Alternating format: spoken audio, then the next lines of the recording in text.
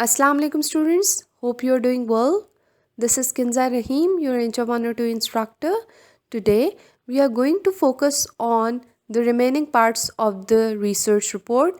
As you already know that we are done with the introduction and the literature review section. I guess by now you have a fair idea about how do you basically go about formulating a literature review, how do you give in-text citations, how do you cite a single author or two authors, etc. So, people, today we are going to look into the research methodology, data analysis, discussion, conclusion and recommendations, references section. Okay, let's get started. After giving a literature review, you basically move to your third chapter, that's methodology. Okay, in methodology section, you basically give out the research procedure, the procedure followed for the effective execution of your research. Okay, first you state the type of data, either it was primary data or secondary data. Okay, then you give a research tool.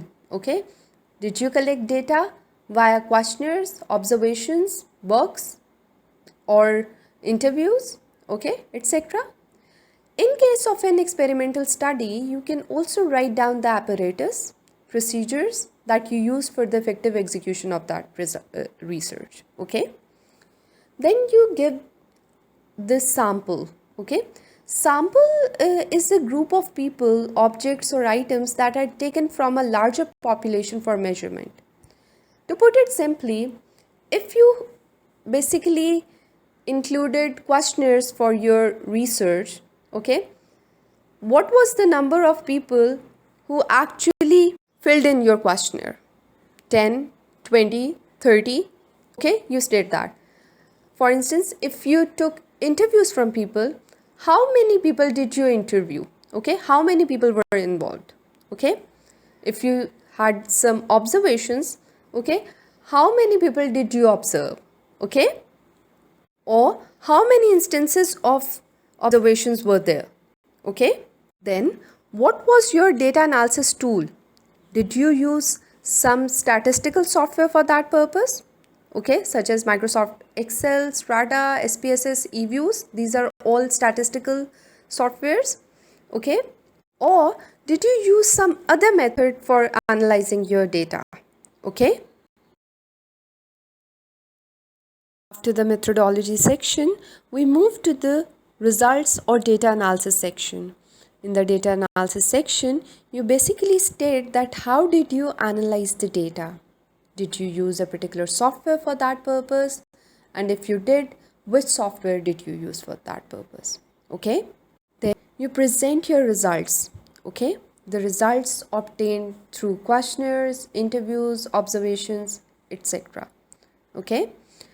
For each question that you are analyzing, you have to state the results for that purpose.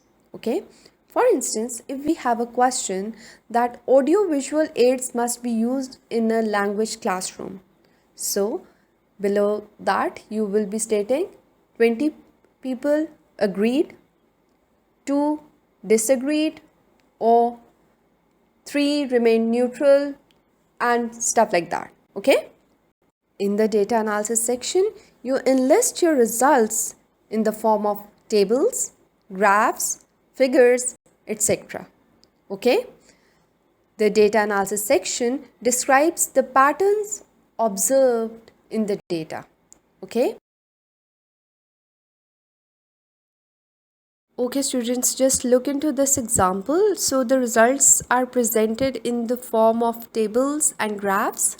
So this is basically how you actually represent your data in the form of tables and graphs when it comes to data analysis and representation of results section. After writing down the data analysis and results section, we move to the discussion section. People, as I've already told you, some people prefer that data analysis and discussion section are merged. Okay, So they consider data analysis and discussion section as one chapter, okay? But some people separate that, okay? Data analysis and results, a separate chapter, while discussion is considered as a separate chapter, okay? In the discussion section, you basically discuss your findings, okay? The purpose of the discussion section is to interpret and describe the significance of your findings in light of what was already known about the research problem being investigated, and to explain any new understandings or insights that emerged as a result of your study of the problem, okay?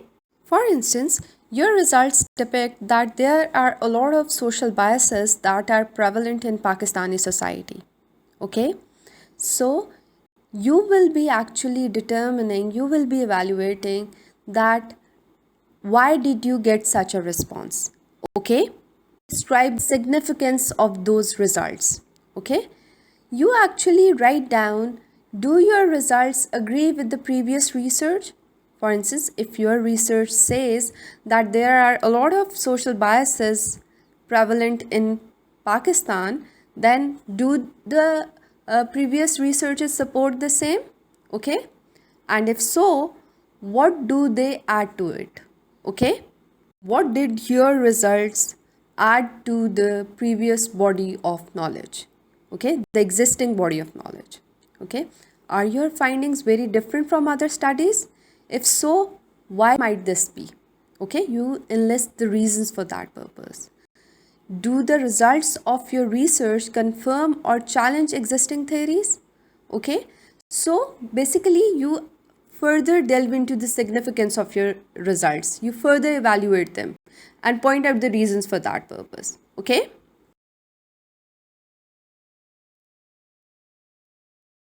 The final chapter of a research report is composed of conclusion and recommendations. Conclusions interpret the findings or results of an investigation, while recommendations follow conclusions and are opinions supported by the report's findings. For instance, in your research, you have reached to the conclusion that audiovisual aids must be included in a language classroom. Okay, so the recommendations can be that all schools need to install audiovisual equipment in the classrooms, in a language classroom. The teachers must be trained to use audiovisual equipment for that purpose. Okay. Okay, then we move to the supplementary section. Here we have the references first. In references, you basically cite the sources from where you took the data. Obviously, whenever you are conducting a research, you take some secondary data to actually formulate your literature review. And at times you take the secondary data to actually analyze it. Okay. So whenever you are actually citing somebody's work, make sure that you give a reference. Okay. All information, methods, data, diagrams, and maps, whether obtained or based on the works of others, must be acknowledged using one of the recommended referencing styles. You people will be taught in detail about references in our last lecture, so you do not need to worry about that. Okay.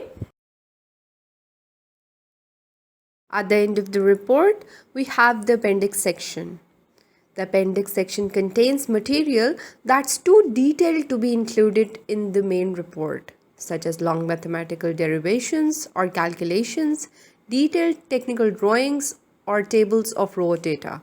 Okay, the content should be summarized and referred to at the appropriate point in the body of the report. For instance, if you cite something in your report that's related to something included in your appendix, say mathematical equations or calculations, so you can actually cite a reference in that, okay, as stated in appendix 1 in your report. Okay.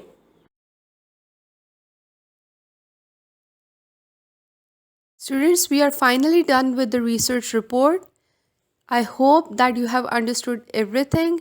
In case you have any ambiguity, feel free to write to me via Google Forms. Thank you so much.